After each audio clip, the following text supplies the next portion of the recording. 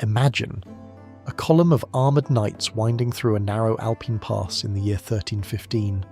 Steel glints in the cold morning light. Banners move above polished helmets. They are not marching to negotiate. They are marching to remind mountain communities who holds power. At the head rides Duke Leopold of Habsburg, confident, disciplined, certain that resistance will dissolve at the sight of heavy cavalry. For decades, authority has meant armour, horses, and feudal command. And here, in central Switzerland, that authority expects submission. But above the road, hidden among trees and rock, stand men without heraldry, without shining plate, without noble titles. They know the ground, they know the choke point ahead, and they know one truth. If control is imposed here, their self-rule ends. So the real question is not who has the stronger army, but who understands the terrain. Because once the column enters the narrow stretch between lake and mountain, there will be no space to turn, no room to regroup, and no easy way back. Before steel met stone in the pass, the conflict had already been unfolding for years. The forest cantons of Uri, Schwyz and Unterwalden held a rare political status within the Holy Roman Empire. They answered directly to the emperor, not to a regional lord. That privilege was not symbolic. It meant local courts, local tolls, and control over the Alpine transit routes that connected northern and southern Europe. To the House of Habsburg, this arrangement was unstable. Their territories surrounded the region. From their perspective, authority should be continuous and visible. Roads should pay tolls to them. Judges should answer to them. When officials began questioning local decisions, the conflict moved from administrative pressure to political confrontation. The dispute involving the Abbey of Einsiedeln provided the immediate spark. What appeared to be a land and jurisdiction issue carried larger implications, who ultimately governed the valleys. Once that line was crossed, escalation became almost inevitable. Duke Leopold I did not assemble a raiding party. He mobilised a feudal force built around armoured cavalry, supported by infantry and retainers. In open terrain, such a formation projected dominance. The objective was not simply victory, it was demonstration, a visible assertion of hierarchy. The Confederates understood the imbalance. On open ground, heavy cavalry would dictate the engagement. But the valleys were not open ground. They were controlled by ridgelines, forests, and constricted approaches. So the decision was made quietly. Do not confront the army where it is strongest. Force it into terrain where its own weight becomes a liability. The chosen location lay near Morgarten beside Lake Hageri. Here the path narrowed between water and rising ground. A column entering this stretch would compress naturally. Horses would be forced into single or double file. Turning would require time. Redeployment would require space, and space would not exist. As Leopold's army advanced, the column extended along the route in marching order. Knights near the front, infantry and support further behind. Baggage trailing.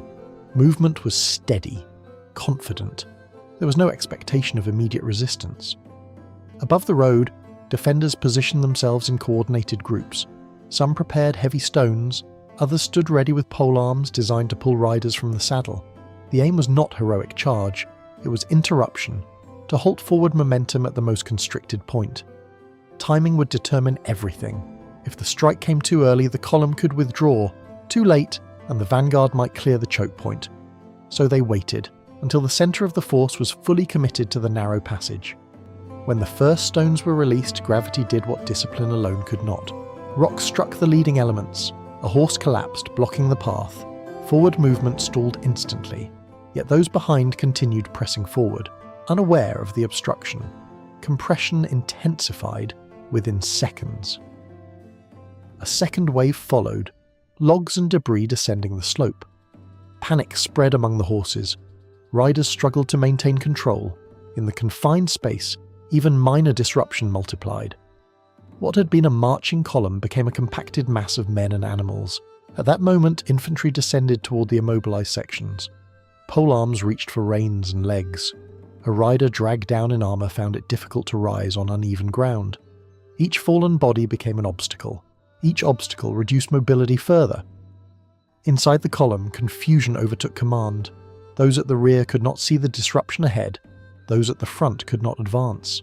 Orders echoed but failed to reorganize the formation. In narrow terrain, hierarchy loses clarity. Quickly, some attempted to force their way uphill. The slope offered no stable footing.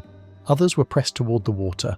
Armour designed for mounted combat became a burden on uneven stone. The engagement was no longer cavalry against infantry. It was mobility against constraint.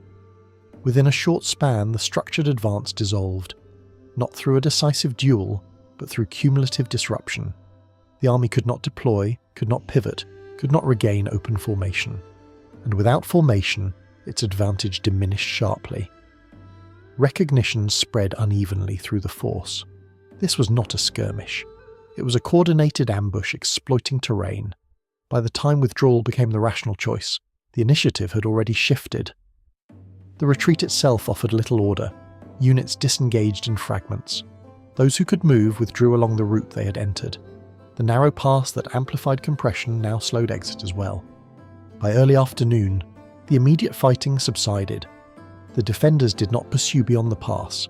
Their objective had been specific: prevent imposition of control. Once that objective was secured, extension of violence offered little advantage.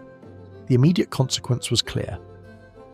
The Habsburg expedition had failed to enforce authority in the forest cantons. The valleys retained their autonomous structures under imperial recognition.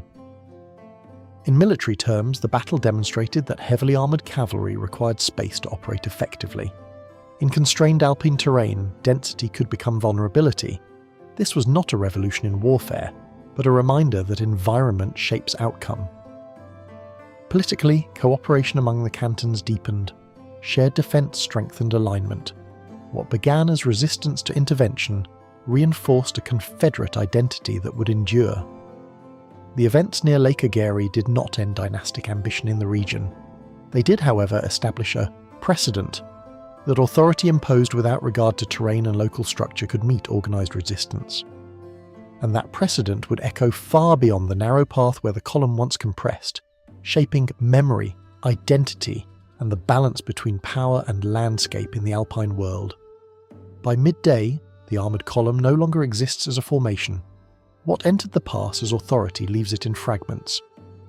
Duke Leopold survives, but the campaign does not. In the immediate sense, the Habsburg advance into the forest canton stops. The valleys remain under their own judges, their own agreements, their own roads. What was meant to enforce control instead confirms resistance. In the longer arc of history, the event does not create an empire. It reinforces a confederation, not through conquest, but through coordinated defence. The lesson spreads quietly. Terrain can neutralise prestige. Preparation can disrupt power. Morgarten is not remembered for numbers. It is remembered for a decision made before the first stone fell, the decision to stand where the enemy could not move. And once that decision was taken, the outcome followed.